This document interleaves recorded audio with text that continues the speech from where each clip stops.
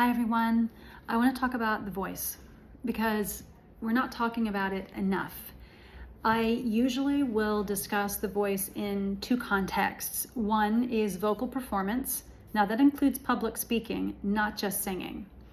And also in the context of hormonal changes. So that means prenatal, postpartum, perimenopause, drops in testosterone, etc. Whatever that is hormone changes. So that's A, anything that's happening that's messing with your hormones, and B, if you are a vocal performer or that means musical theater, vocalist, public speaker, this is who I'm talking to. Okay, so now that we've gotten that out of the way, if you are one of those two things and your voice is being impacted, so you could just have hormone changes and have your voice impacted without being a public speaker, and still, maybe you're a teacher, public school teacher, and you just can't get through the day. Maybe you're a Pilates instructor, right? And you just can't get through the day without this happening. There is help. Now, the disclaimer statement is you need ultrasound imaging in order to really understand what's happening with the voice. Why is that? Because I have developed an approach to, as a pelvic and orthopedic physical therapist, I've developed an approach I call the voice to pelvic floor connection or approach. What does that mean? It means that when you voice, it needs to come out of your pelvic floor, or at a very bare minimum, not anger or strain your pelvic floor. So you're voicing, not straining. How do we determine that? Well, as a pelvic PT, that's my wheelhouse. As an orthopedic PT, that's what I do. So I use ultrasound imaging, musculoskeletal rehab ultrasound imaging, or RUSI for short, in order to be able to visualize exactly what your voice is doing. Now, if you have the double whammy of you're a vocal performer, musical theater performer, public speaker, whatever, teacher, and you're having hormone issues, wham. First of all, sorry, that happens to everybody. Second of all, you're gonna have voice changes. It depends on what happens and what it looks like, and that's unique to each individual. You can coast on a great voice for a long time, but it doesn't mean that the way you voice or create sound is going to be sustainable. So that's what I do. That's why I'm here. So if you're struggling with those issues, do know that there is help. And if you've been told that maybe your hormone issues have nothing to do with your voice, they're wrong. It does. They're very much connected, and there's a great deal of things that you can do. You don't just have to lose your range, whether it's your mid-range, upper range, whatever that is. You don't just have to pitch down and go from soprano to alto. You don't necessarily have to do that just because you're aging. Yes, there can be cartilage changes where cartilages become stiffer and less compliant. And the beauty of your voice depends on things like that, which is why, again, hydration and stuff like that is important. But there are many, many different lifestyle factors. There are many different modalities. The most important of all, I think, is ultrasound imaging to use, but integrative medicine, a functional medicine lens is also very important. When we talk about that, we're talking about sleep, nutrition, stress management, the way you physically exercise or not, and what you're doing. For example, here's a case in point. I just had someone in a second ago who is a dancer and has lost that ability to sing the way she used to. So think musical theater, right? You can bank on youth for a certain amount of time, but the moment you have an injury or you start going through a new season of life, you're not going to be able to access the voice like you should. So what we did today was make sure that she could voice at a certain level without creating a strain on the pelvic floor. Now, there are many different techniques that you can use to improve your ability to voice and make it sustainable. But we start with something simple like straight out of the gate. And I'm looking at rib angle. I am looking at motor patterning, right?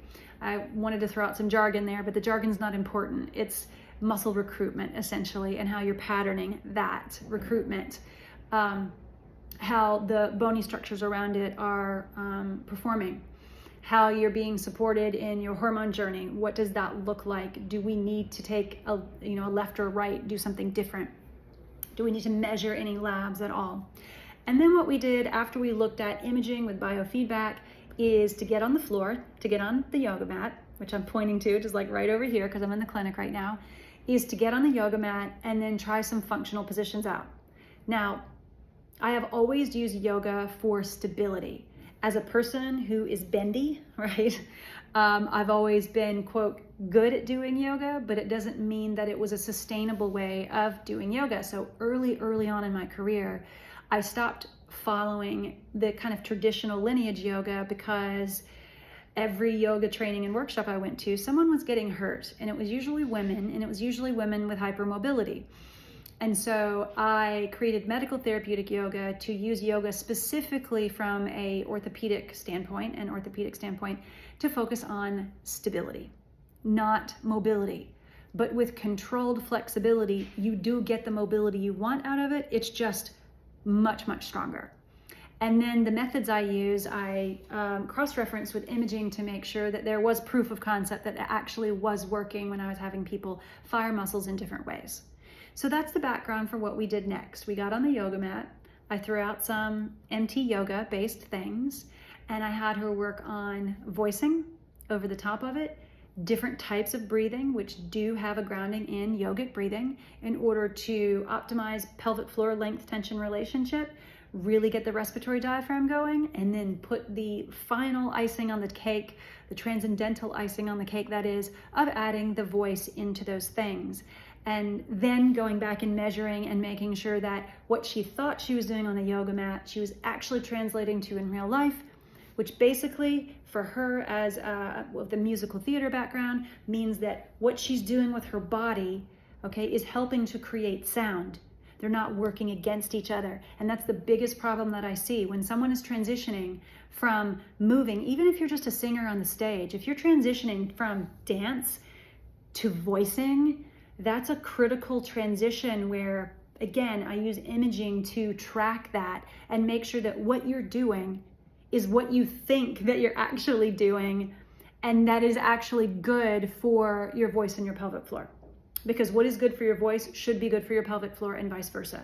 But there are too many people out there actually teaching vocal technique or pelvic floor technique that is bumping heads against one or the other. Does that make sense? So if you've got a voice person who's ignoring the pelvic floor and a pelvic floor person who's ignoring the voice, they aren't congruent. They're not plugged into each other. So it could be that the pelvic floor is unplugged from the voice. They are not working together. You can expect that the person would eventually have vocal problems and or pelvic floor or core problems, which could translate into pelvic girdle pain, hip pain, thinking maybe it's a labral tear and it's not, back pain, SI joint pain, tightness in a shoulder, tightness up in the jaw pain, TMJ disorder, right? It can translate and look like a lot, even headaches, stress and tension headaches, and fascial tension. So there's a lot that goes into the voice to pelvic floor approach. But I'm doing this video to say that if you have hormone issues, you're going through a transitional season of life, and or you're also a vocalist, performer, or public speaker, there is a lot of help and a lot of things you can do if you are going to someone who is using a voice to pelvic floor methodology for treatment. If you are interested and you have this issue, I do a limited number of free consults. Yes, I am training more PTs across the country multiple times a year in order to be able to address this issue so that it's there's more of us out there. But currently right now it's pretty niche down specialty to be able to address the voice in a pelvic floor orthopedic informed way and a trauma informed way while you're layering imaging over the top of that. Yes, it helps that I have a music background as well. So if you are looking for that kind of help and you haven't found it yet, and frankly, you're just tired of waiting or tired of being gaslit and told that it's not related, look at the links in the description. You can do, first consult is free. I do book out a couple of months in advance, sometimes longer than that. So if you want to get on the schedule, call us. That is the best thing to do. Give us a call and we'll try to work you in to do that and then get you in for a free consult to kind of line everything up in the meantime. I do my best to refer locally. I'm not doing this video to like make money. I'm doing it to help because I know how desperate it can feel when you don't have the voice or the core and the pelvic floor that you used to, and your performances just aren't coming together. Or maybe you're a young performer and you don't want to have this happen. That's the other reason that you can look into a consult now. If you're watching this and you're a university program or you're interested in doing research, please reach out. I am very interested in this work at an academic level, at a research level. I do write and teach, and so I love collaboration because anything that we can do to forward the science of voice to pelvic floor connection, I am all about it. Thanks for listening. If you've gotten this far, I really appreciate you. All right.